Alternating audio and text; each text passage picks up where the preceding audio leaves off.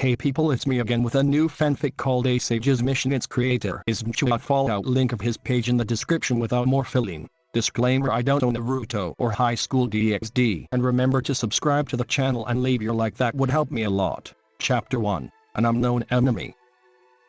Peace, a word and meaning that few have dared to think could be a reality, or even worth it, in the world they live in, since the time of the Sage of Six Paths, when a grave danger was stalked, and Kekro, the life energy of humanity, came to be. When the two brothers fought, one believing love was the key to peace, while the other believed power was the key to peace. Since that day, century after century, generation after generation, war, anger, hatred and revenge plagued the shinobi world, an endless cycle. But one day, on the night of a certain crucial incident, a newborn child, whose actions, heart, and journey will shape this world into a new one filled with hope. His name is Naruto Uzumaki. The monster who caged the Nine Tails, the loser at the academy, the dreamer who thought he could become Hokage, that is, at first, the knucklehead who never gave up, the shinobi who never went back on his word, the hero who saved his home and his friends, the legend that saved the shinobi world during a time of war, united the nations, and paved the way towards peace, the peace that his late master dreamed for. That was the first chapter of his life, and with that, a new chapter will open, where Naruto and his friends will face new challenges and overcome new horizons in a world so much like their own, and yet so different as well. This just felt right. It always felt right, sitting up here, where he could see the whole village, his home. To feel the calm, warm breeze of his homeland brush against his spiked blonde hair, his blue sapphire eyes that shined in the moonlight, and a slightly tan skin that reflected his nation's natural weather. His most noticeable feature being his whisker marks on each cheek. Naruto always liked being up here. It gave him peace of mind, being able to just relax and enjoy himself, or when he needed to think on his life. Big past, present, or future. His village has changed so much over the years. After Pain's attack and the village's reconstruction, new modern buildings were being built, reaching sizes like the Hidden Mist village have. But his village still kept its artistic design. You couldn't get rid of the classics now. Konoha, or the village hidden in the leaves, was the very first shinobi village that was ever built by none other than the first Hokage, Hashirama Tsunade, and the legendary Uchiha Madara, after the Warring States period. Since that day, the great elemental nations became the leading powers in the shinobi world, each one having one of the 5 strongest hidden villages. The land of fire had Konoha. His home has been through so much, the many great ninja wars, and more. While this village is small compared to the many massive cities that are the land of fire and the other elemental nations, this village has strong symbolic value to so many people and is home to the most powerful shinobi from the land of fire. Lately, Naruto finds himself coming up here more and more often as of recently, and people are beginning to notice and worry. After what Kakashi-sensei told him a few weeks ago, he's been feeling a little lost. He doesn't know what to do about. Naruto-kun, I figured I'd find you up here. Naruto turned his head to see one of the most important people in his life. Well, you do have the Byakugan, so it's kinda easy for you to find me. No. She could only giggle at his response. That's true. However, her giggling ended quickly, only to voice a concern to her more than blonde friend. Why do you look so down? He slowly turned his head back at the view of his home. I don't. Naruto felt a bit concerned at being caught out. He only felt a little downcast. He turned back round to her with a smile. I'm fine, Hinata. You don't have to worry. I guess I just wanted some time to think. You know. What with all the spare time we seem to have nowadays, he said while gazing at his girlfriend, trying to give her some peace of mind. Hinata always kept him in her thoughts, even way back at their academy days. Took him a while to catch on, and by a while, he meant several years, and by years, he meant a world-ending threat. Still, it's not like her actions helped him understand her feelings. Always getting red in the face if he so much as breathed in her general direction, or fainted if he touched her. Like, how could anyone know she loved him since they were kids? It's not his fault, right?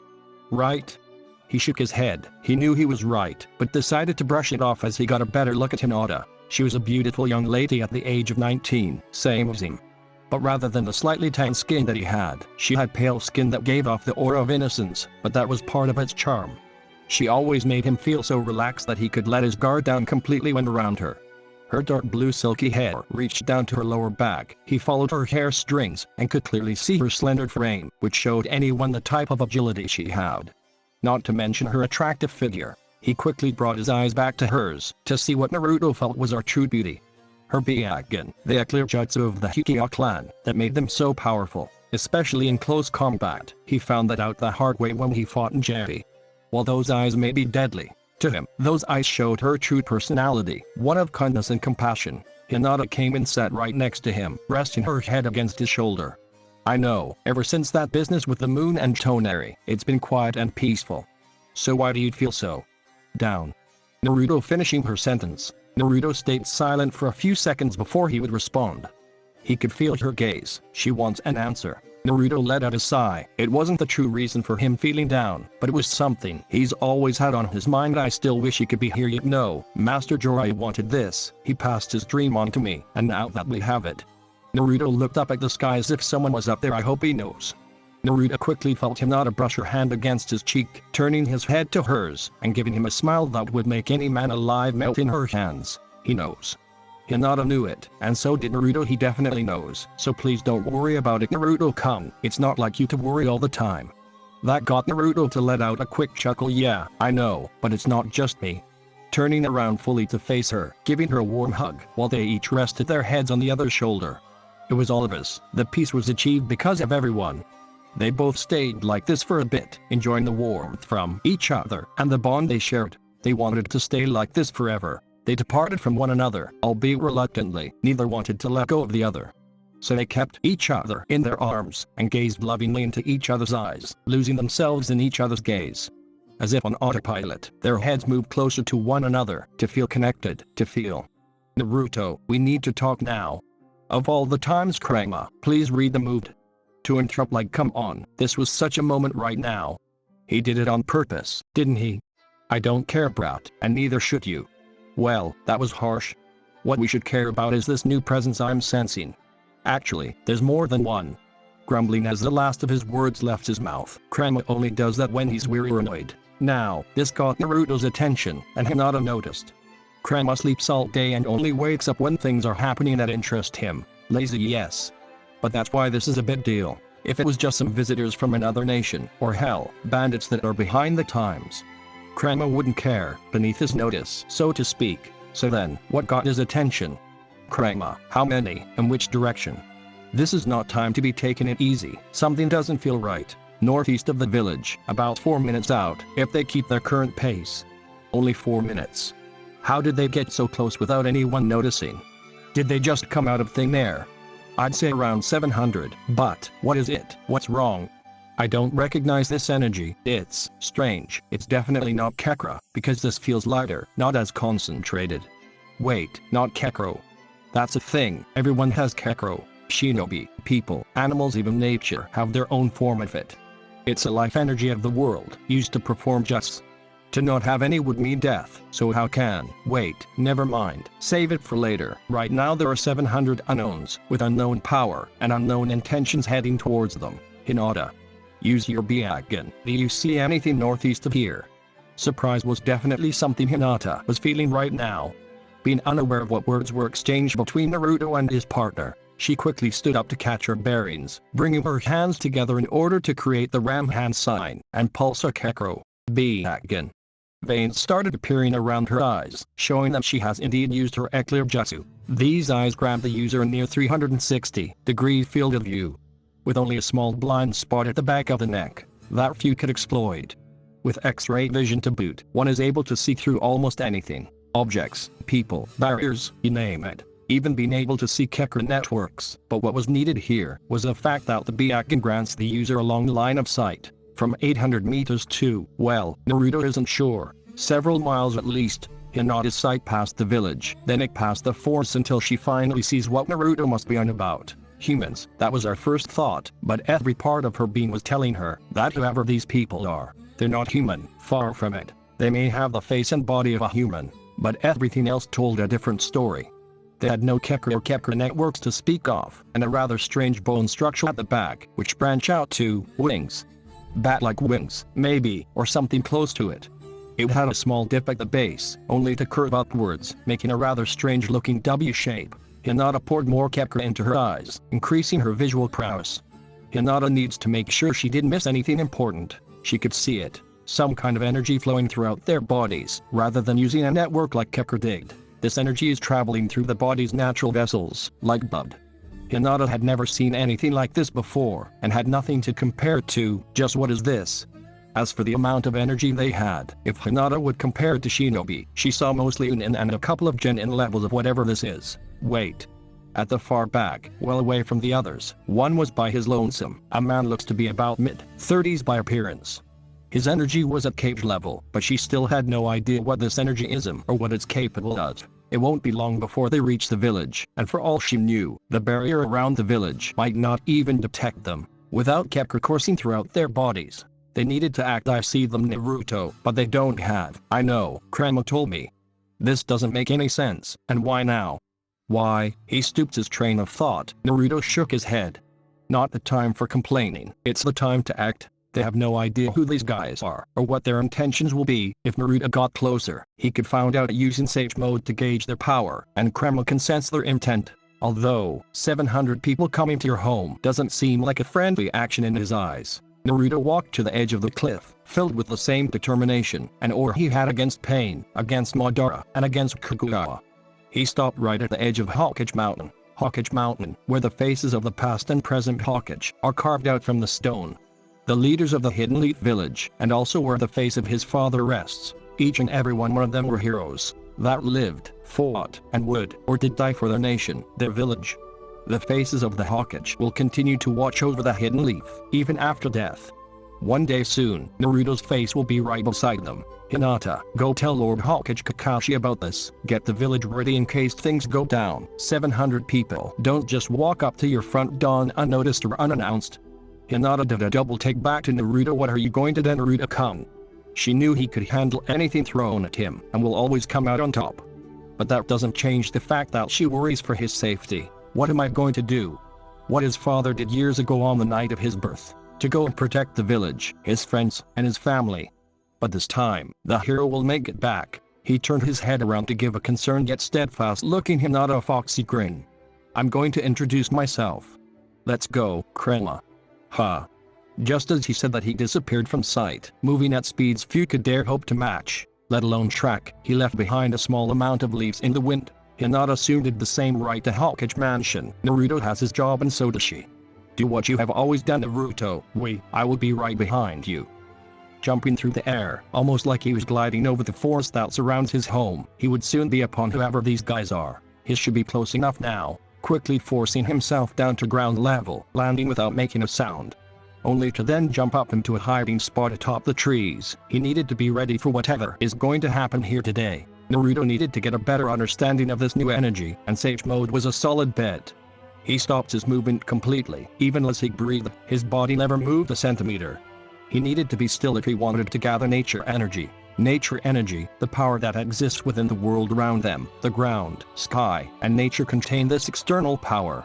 But in order for one to become a sage, one must become one with nature, and to do this, you don't move. Sounds simple, it really does, almost too easy. Yeah, Naruto wasn't more wrong in his life when it came to the difficulty of learning to harness nature energy. Not being able to move at all was just crazy when he first heard of it. Add the fact that nature energy was powerful, far more powerful than many could ever imagine, but that was both the blessing and the curse.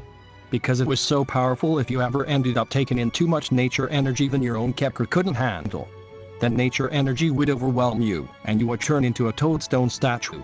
The hundreds, if not thousands of giant toadstone statues that littered the training grounds at Mount Miyaboku were enough to showcase just how rare sages are. It didn't take long for him to gather the needed amount of nature energy to enter Sage Mode.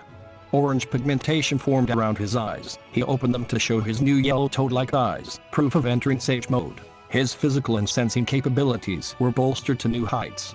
Ready for whatever these newcomers could throw at him. He didn't need Sage Mode to take these guys down, but with them being so close to his home, and with an unknown energy in the mix, Naruto couldn't take this lightly. "They're slowing down, Naruto," Kurama informed him. "It seems they're landing close to us. They haven't detected us yet. This is a good chance to see just what these creatures are."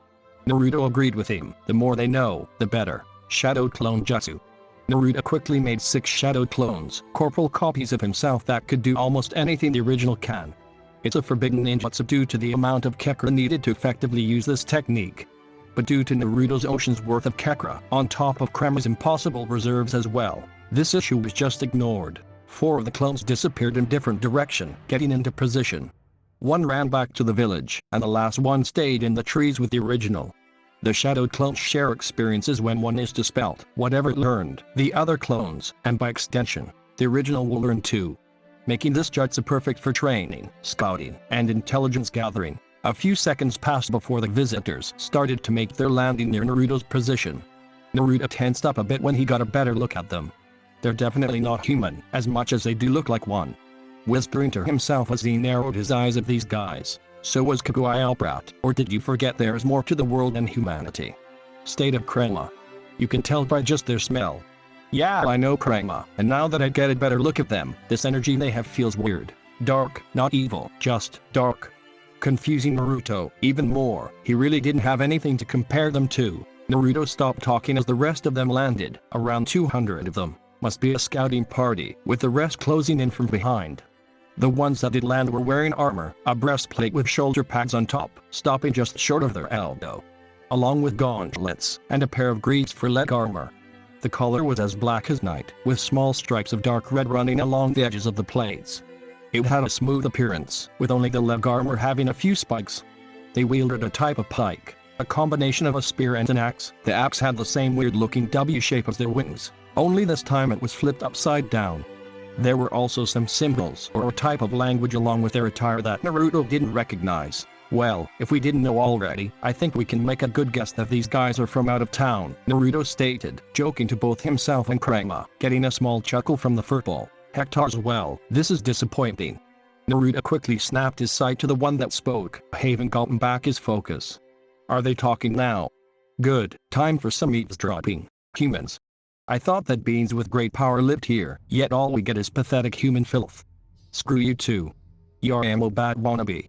Naruto shouted in his head, suddenly having the urge to knock this guy's teeth out. "The people we are looking for are obviously not here then. Captain, what should we do?" One of the others asked, waiting for new orders. "That pigsty up ahead will have to make do as a base for now. So let's just simply take it and have our fun with these humans." He got a dark laugh from the others around him. Now Naruto could handle getting called a filthy human from people he didn't know, nor cared about, but his home is a whole different story. "Kurama, I think I lost my patience." He may have said it as an observation, but Kurama knew better. It wasn't an observation, it was a fact. Hopefully these creatures will be of some small entertainment. Kurama hoped he would get to stretch his legs against these fools, but it felt like wishful thinking. No longer having any desire for stealth, Naruto stood tall from his perch. Time for him to say hello. Vanishing from sight, only to them immediately reappear in the middle of the 200 assholes. None of them noticing that a blonde human just slipped into the middle of their little meet and greet. Naruto flashes a cheeky grin. "Hello there." Soon, after registering what he just said, everyone turned around to see who spoke, only to have their eyes widen at the sight of this spiked blonde-haired human. What? When did he? A human? Where did he come from, and how did they not notice him? No one said a thing as both sides waited for the other to act. These guys were trying to figure out how a human got so close to them without being detected. Naruto was simply waiting for a response. He soon got bored of waiting. "Fine, I'll start. Hi, the name's Naruto Uzumaki, and I have a question. Who and what are you guys?" Naruto kept his grin while waiting for them to answer, but he only got silence. Then he heard a small chuckle from the so-called captain, but this chuckle soon turned into laughter. "Who do we? Such impudence, we're devils, and you should know your place, human trash." The captain let loose his wings and charged at Naruto, his spear at the ready to impale him. Naruto could only think, well, that didn't take long, this guy is rude. Naruto just stood there, thinking on what he heard, not at all caring about the charging devil. Did he mean demon, like Morio? No, it can't be. Morio makes each and every one of these guys look like nothing by comparison, so they can't be the same. He's heard stories of devils before, but that's just what they were, stories that no one put much stock in. Then again they did the same with the Sage of Six Paths, and look how that turned out. Naruto brushed his thoughts aside to look at the devil about to strike him. So slow. The devil kept his shit-eating grin, thinking this human was so shocked and scared that he must be frozen in place from fear. This human knew his place. Beneath him. Just as he was about to kill this human, his eyes bulged, the air was knocked out of his lungs. A fist from Naruto buried deep into his stomach. He vomited blood, unable to understand what just happened. Know my place, right? Naruto scoffed at this devil hanging off his arm, only for said devil to slide off it, face planting the floor. He's not getting back up, is he? Naruto returned to look at the other devils. He could only smirk at the shocked faces these guys had. I'll ask again. Who are you guys? You said devils, but what do you mean by that, and why have you come to pick a fight with us? They won't answer you, Naruto. I'm sensing an abnormal amount of pride for each of them. Krena is able to sense the emotions and intent of others. The ego rolling off these devils was just incredible. Did these creatures have pride fused into their very souls? Are they cousins, have yours or something? ... Idiot, do you see any resemblance between us? It's in the tiny details, you know. Above you. Huh. Above him, around 50 devils gathered in the sky, getting ready to strike. Diving down at him like birds of prey. Just as the devils reached him, Naruto threw his arms to his side and sent out a tidal wave of Senjutsu Kekra, blasting all the devils around him and sending them flying in every direction, breaking their armor and bones from the sheer force and pressure of his attack. Almost similar to Pain's and Sasuke's all-might push to blast a wave of force in all directions from the user. While it lacks the same power as that ability, it didn't have the 5-second interval between uses. I'm ending this now. Figuring this talk won't get anywhere, Naruto's clones in hiding jumped from their hiding spots and engaged the Rimi devils. They have been caught off guard. Ambush. Why do they look like him? Is he really human? Panic and confusion prevented the devils from making a united front, and Naruto and his clones weaved through them, taking them down one by one. Unable to put up any kind of resistance, what was once 200 became 100, then 50, then 10, and then none were left standing. The battle was over before it even began. Most of the devils were knocked out, but some were killed. This was not how Naruto hoped first contact with an unknown race would go. But while their energy wasn't evil in nature, the intent Krema felt for them was unmistakable. They came to kill everyone who lived in the Hidden Leaf, or worse. 200 down, only 500 to go. Naruto looked back up at his clone he left in the tree. The clone nodded at Naruto, understanding his silent message. The clone dispelled himself. Everyone else will now know what we are dealing with, but we still don't know why. Naruto grumbled that last part. He still had so many questions. Suddenly a vortex opened up next to Naruto. He wasn't shocked or worried. No, he was happy. He knew who this belonged to. So now you come back to the village. Naruto chuckled at the one who just joined him. Loser. Jerk. The silence lasted for about 2 seconds until they both let out a quick and quiet laugh. Naruto. Sasuke. Sasuke, Naruto's best friend and rival since way back at the academy. They have always competed with each other. With the spiky long black hair covering one side of his face, so you could only see one of his eyes, missing his left arm from a battle a couple of years ago, the empty sleeve of his jacket swaying in the wind. The journey they've had together may have been filled with challenges, joy, pain, and hatred, but the bond they shared never broke. I got word from Kakashi to come back, said that you'd be in the middle of whatever is going on, Sasuke said while still keeping his eyes on the army of devils that are making their way to them as they speak. I don't have all the answers, but apparently devils are a thing, and they want to kill us. Naruto then directed his attention to the many unconscious undead devils around them. These guys were not very forthcoming. Sasuke simply said, I see. He's always cool under pressure. Naruto then brought his attention back to Sasuke's weird, but what is it? Naruto got Sasuke's attention. It's like the very idea of humans with powers unreal to them. I mean, we didn't know what devils were before today, but they know what humans are. At least to a point. Sasuke threw over this information. These devils knew of humans existing but didn't know about what they could do. Maybe they don't know about Kekro.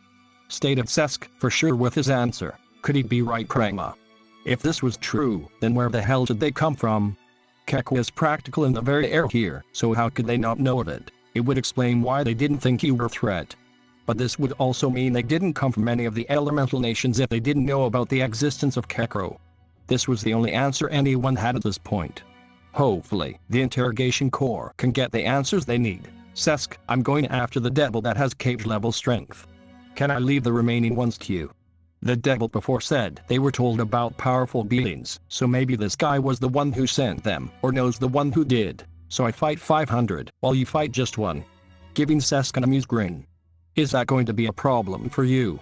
Naruto teased his friend, breathing out a sigh with a dry chuckle, only to bring his head back up. Sasuke only had one thing to say, just go.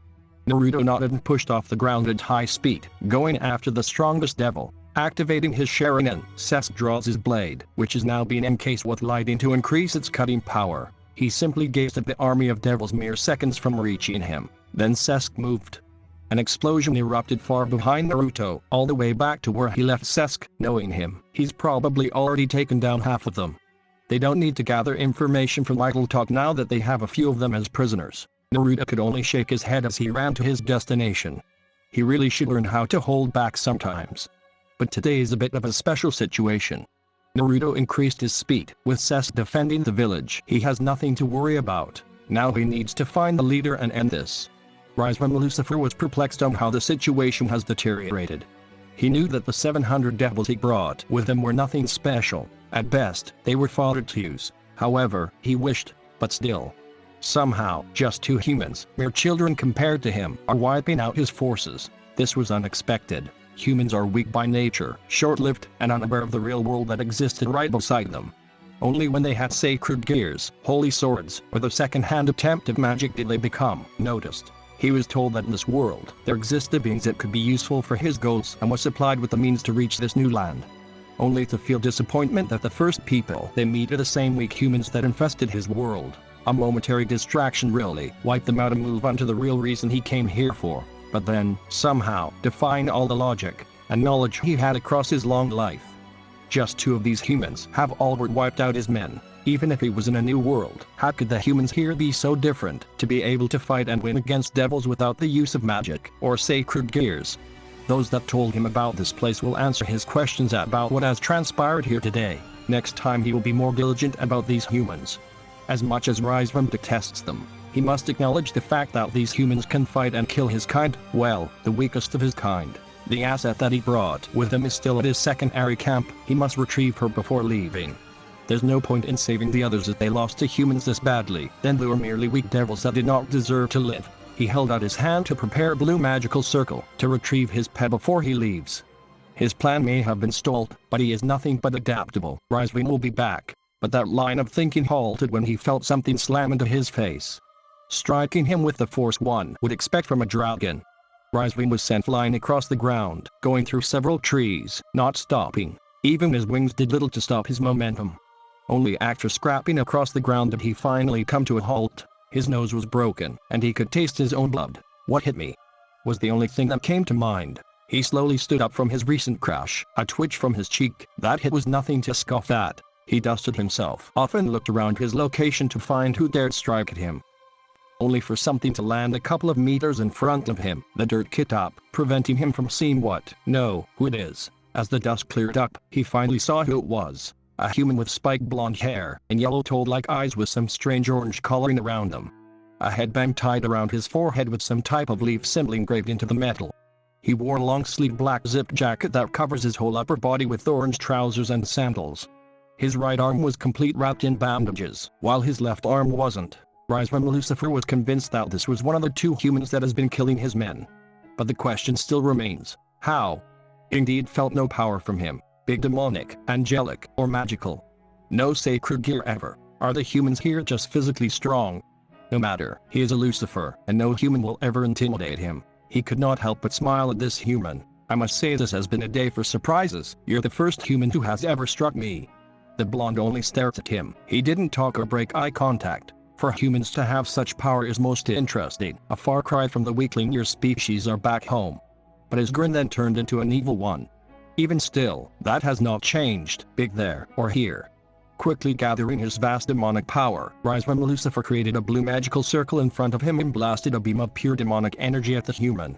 This attack had more than enough power to kill many high-class devils in an instant. The attack engulfed the human, as all anyone could see was an explosion that took out a large portion of the surrounding forest, leaving nothing but dirt and debris in its wake. A scorched earth would be an adequate description. The human was dead, that much Rizvam knew, and now without any more interruptions, he will crack.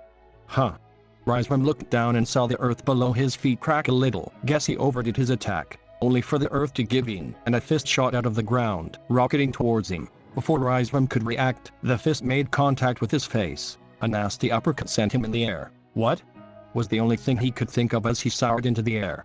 He attempted to stop himself from acceding by bringing out his wings. He barely managed to stop his movement, only for the same human that he killed before, appearing above him, with the sun shining bright behind him.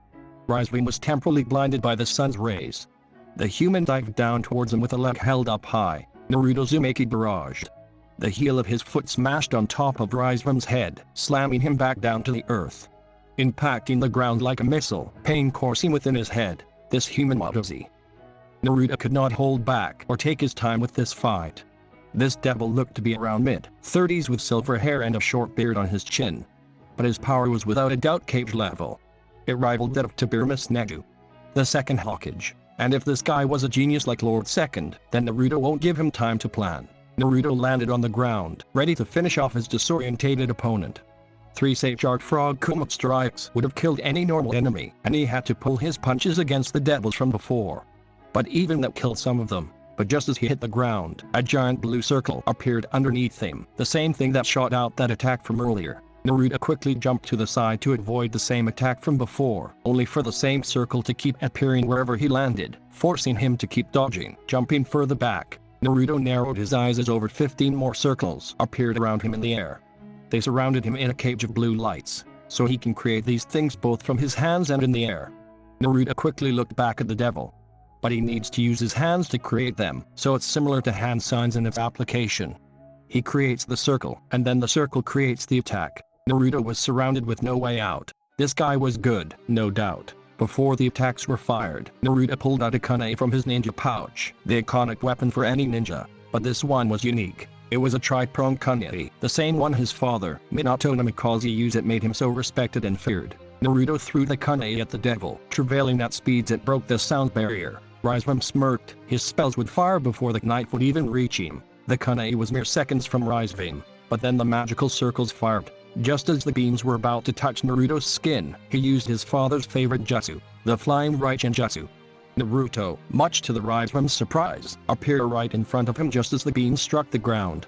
The massive explosion rocketed behind him. It gave Naruto's presence an aura of intimidation. The only thing Rizvam could focus on was Naruto's blue eyes that shined like lights in the dark. Naruto then brought out his hand. His was holding something. It was blue and spinning like a typhoon in one's hand, and it was growing in size to be even bigger than both of them combined. Rizvam did not want to get hit by that attack, and so he brought out his wings to either fly away or use as a shield. Then 2 puffs of smoke from each side of him caught his attention. He saw 2 people that looked identical to the human he is currently fighting. The clones moved fast, quickly grabbing onto his wings, using the strength they gained from Sage Mode to keep him in place. Sage Art on the rest again.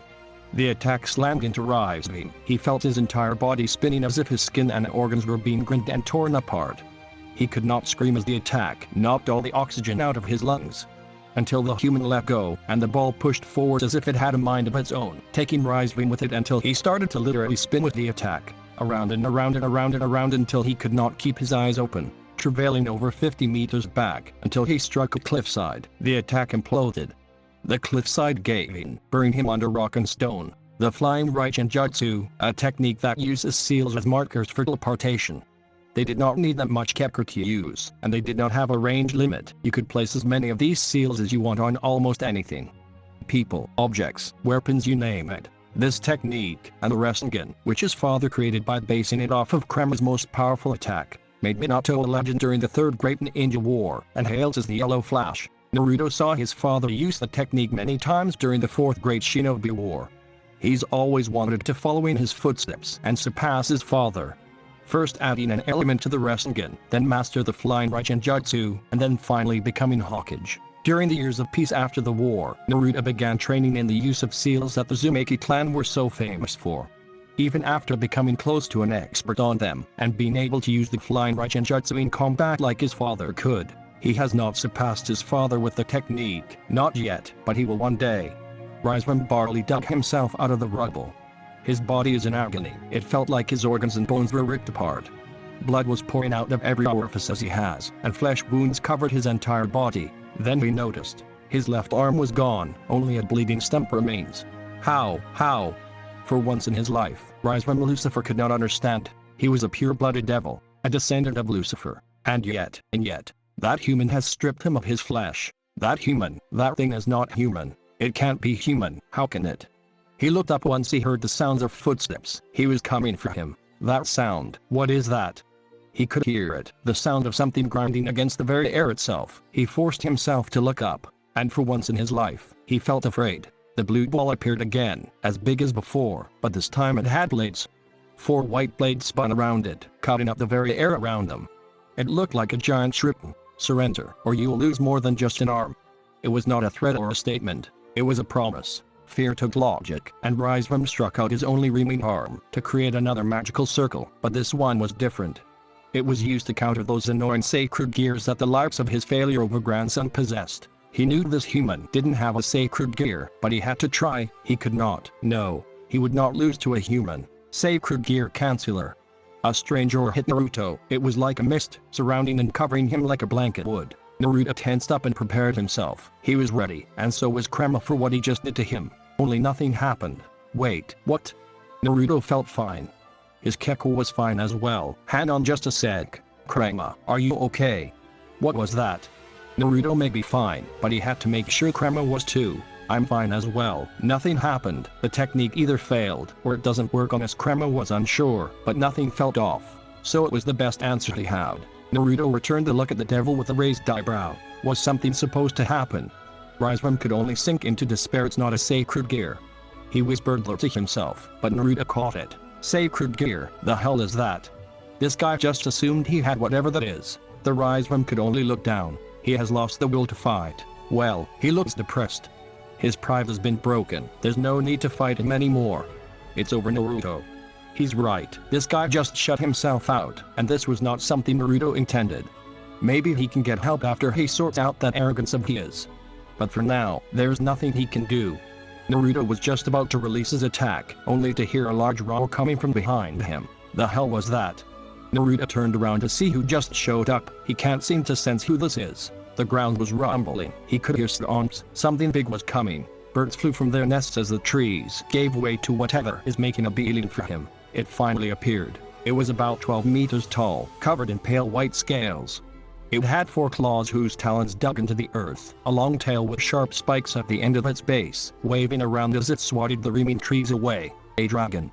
Naruto had read about dragons in some stories when he was a kid, but the only real dragons are the elemental jutsu that shinobi use. So is this a living breathing dragon, or some kind of jutsu? It looked different from the ones Naruto has seen in pictures or the ones created by shinobi. Those ones had a much longer body, so much so it could wrap itself around others like a snake would, or it was entirely comprised of an element, such as water or fire. Call me. Naruto hated snakes. The dragon rushed in, and Naruto was forced to jump to the side to avoid getting trampled. Only for the dragon to change direction and give chase. So it's on that devil's side, huh? The devil just stayed in place, unmoving, completely ignoring what's happening around him. Did I go too far with him? Questions for later. Naruto still had the sage art Rasen Shuriken in his hand. He just needed to get some distance between them and the devil before using it. He will be caught in the blast. Wait, dragon should fly right. Naruto poured Kepka into his feet and made a mighty jump, soaring into the air, hoping he was right about dragons flying. He was. The dragon did take flight, chasing after him, mouth open ready to tear him apart. Naruto used Wind Kepka to bounce back towards the dragon, pivoting his body in free fall to avoid getting eaten. He landed on its head, only to jump off it instantly. The dragon needed to turn around to continue giving chase. Sage art, Wind style Rasen Shuriken. The dragon's head fully turned to see the attack that Naruto was holding before. It was coming right at it at speeds it could not track. The attack sliced the dragon in half like butter, only to immediately expand and explode, creating a dome of Kepka in the sky, covering the dragon completely. The explosion's shockwave and force shook the forest and its surrounding areas like an earthquake. The clouds were cleared from the sky. Everyone from the Hidden Leaf could see and feel this explosion. Maybe even the people in the Land of Waves could feel it. Within the dome, a near infinity number of microscopic Wind Kepka blades ripped apart the dragon's body at a cellular. Every single cell that made up the creature was ripped to shreds. When the explosion was finally finished, nothing of the dragon's body remained, as if it was erased from existence. It's dead. Good. But still, why couldn't I sense it before, even in Sage mode? He would have sensed it if he was using 6 packs of Kremmer's power, but why not Sage mode? The dragon is gone, but Naruto is still in free fall. He needed to get back to where he left the devil. Naruto looked back where he left him. He wasn't alone. There's another devil with him. Naruto could see them create another circle again, but it's on themselves this time. Naruto would not make it in time, but he still had his Kunai down there. Using Flying Raijin Jutsu, he quickly teleported back down to his Kunai, only to miss his chance as the devil disappeared in a flash of light. Damn it. Must be some kind of teleportation technique. They got away, but Naruto did get a decent look at the devil that showed up. He had silver hair as well, but his was braided. That devil also got a look at him too before leaving. The best gave Naruto a dirty smirk before escaping. Maybe I can track them down. Naruto utilized Sage mode to extend his sensing capabilities to find out where they are. He could sense that the devil's back with Sasuke are all either dead or captured. The shinobi from the Hidden Leaf got there not too long ago, and it seems both Sasuke and Hinata are making their way towards him now, expanding even further, ignoring the animals and plant life, focused on only finding those devils. Right there. He could sense 15 devils west of here. 1 hour away if you walk it. Are those 2 among those 15? Naruto also sensed something else, something with the devils. A girl, but not a devil. The energy was different from the devils he has been fighting. This energy was interesting. It felt similar to Kekra, yet it didn't. Kurama, you feel that it's not Kekra, but it feels familiar. What is it? To me, it feels incomplete, like it's missing vital pieces of its own energy. This day has been full of surprises. Naruto agreed with his partner. This day has been one thing after another. So let's just add one more confusing thing to the mix. Naruto. Naruto turned his head. He knew those voices. Finally nice to see friendly faces. Sasuke, Hinata, you two okay? They didn't look to have any injuries, but it doesn't hurt to ask. We're fine. Naruto. Sasuke looked around to see Naruto's handiwork. Are they dead? Naruto shook his head. No, they escaped, got ambushed by a dragon of all things. Naruto could only chuckle, a bit disappointed at himself for letting that happen. Wait, a dragon? Naruto put his hand up to stop her from getting worried. It's okay Hinata, I'll explain everything later, but first I need you both to come with me. Naruto then created a shadow clone who will wait here for the rest of the shinobi. What's going on Naruto? Naruto pointed west. There are 15 devils in that direction, but also something else. It's difficult to explain, but its energy feels slightly similar to Kekro. Sasuke blinked at that answer, but then nodded and agreed with Naruto. This needed investigating. Sasuke, Hinata, let's go. Right!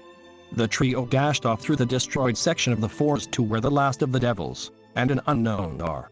It took them only a few minutes to cross the distance. The trio quickly made it back into the lush green forest of the Land of Fire, away from the torn battleground they left. I see them. 15 devils and a young woman. They could not hide from Hinata's beacon even if they tried. They haven't noticed us yet. What other locations? Sasuke wanted to end this quickly. They've split up into 3 groups. 7 are on patrol. 6 seem to be at some sort of shrine-looking thing. I'm not quite sure. Naruto only had one concern, and the women. Naruto didn't really want to deal with any more unknowns today. Hinata's face looked a little stern for Naruto's liking. Was she angry? The last 2 were with her. Hinata's lips twitched. She's got a metal collar around her neck. One of them is leading her with a chain. Slaves, huh? These devils are really starting to piss me off. Hope they aren't all like this. Slavery's wrong no matter what form it takes, but this means she's a victim in this as well, so it's now a rescue operation. Okay, Sasuke, take the 7 on patrol. Hinata, the other 6 are yours. I'll go rescue her. Naruto separated from the group and headed towards the prisoner. Naruto turned around one last time. Capture if you can, but kill if you have no choice. Not an order he wanted to give really. After that, Naruto pushed forward. She could still remember that shockwave from before. Who else has he killed this time? Did he destroy another village? Or did he just enslave someone new? She didn't know, but she still cared. No one deserves this. She didn't deserve this. So why was this happening? What did she do to deserve this? Her train of thought stopped abruptly when the devil in front tugged on her chain, pulling her forward. She lost her balance and crashed to the floor. She felt so weak. Get up, Yukari. The devil turned around and kicked her in the stomach. She could only groan in response, too hungry to find the strength to do anything else. I said, get up. He tugged on the chain again, hard, dragging her across the ground. She grabs onto the metal collar to try and push it away from her throat to stop it from choking her. You will end up dragging an unconscious body at this rate. The other devil didn't care for her well-being. He just didn't want to carry her. Suddenly, both devils froze. They couldn't move, could barely breathe. They didn't know how, but they knew why. Someone or something was here. They could feel the killer intent upon them. As if all the joy they had in the world just left their souls. A dark voice came from an infuriated blonde. His canine teeth became bigger, sharper and more apparent. His blue eyes turned red with slits and arrows. His whisker marks became more defined. He looked like a wild beast, or a fox that was ready to tear them apart. No, but you two are going to need amputations after I'm done with you. Her head was still down. She could hardly hear whoever spoke or hear the screams of two terrified devils. She lifted her head only a little to see them fall to the floor, not dead, but their eyes told her they saw fear itself. Was she going to die here? She didn't have the strength to run or fight, no way to resist what has come for them. Is this it? She waited for the end. It never came. Hey, you're going to be okay, I promise. Who said that? That voice felt so different from what it sounded like before. A hand reached down and touched her shoulder. She flinched when the hand made contact with her skin. She hated being touched, the fear of what might happen. But instead of pain, she felt safe. What? She could feel it, some strange power. It felt like hers, but it was far more powerful, more alive. She saw that a peculiar red cloak was beginning to cover her. She felt her wounds heal, and her stamina is being restored. It doesn't hurt to breathe anymore. What is happening? Finally finding some strength to move, she looked up to see who in the world is helping her. Who are you? He felt human. Is that possible? This is a new world, right? He smiled in response. It was a gentle smile, one which promised safety and sympathy. My name is Naruto. It's nice to meet you. What's your name? She felt her strength leave her. Even with this energy that's healing her, it didn't stop the fact that she was too tired. Before she fell asleep, she told him her name. It's Raphtalia. She whispered her name just before passing out in his arms, finally being able to enjoy the sweet bliss of sleep. Naruto could tell at first sight that this girl was not like the others. Not only was she not a devil, her eyes that told him what she's been through. She's suffering, and she's hoping for something to change, hoping for a chance. What have they done to you? He whispered to himself when he saw the state of her. She looked between 17 or 19 years of age, with what seems like raccoon ears and a brown tail. She was wearing nothing but torn rags, and was half-starved. It would explain why his keko was not enough to keep her awake. Her hands looked rough with peeling skin. Her hair reached down behind her knees, but was so messy and covered in dirt. When was the last time they even let you have so much as a shower? This girl, she said her name is Raphtalia. She suffered greatly at the hands of these scumbags. So it's now their job to help her. Is it her? Naruto turned around to see Sasuke and Hinata approaching, having dealt with their groups of devils as well. Yeah, it's her. She said her name is Raphtalia. Naruto then stood up, cradling her in his arms. Let's get her back to the leave. She needs medical attention, and maybe she could help fill in the blanks on what happened here today. And if it would happen again. Chapter 1. An unknown enemy. End.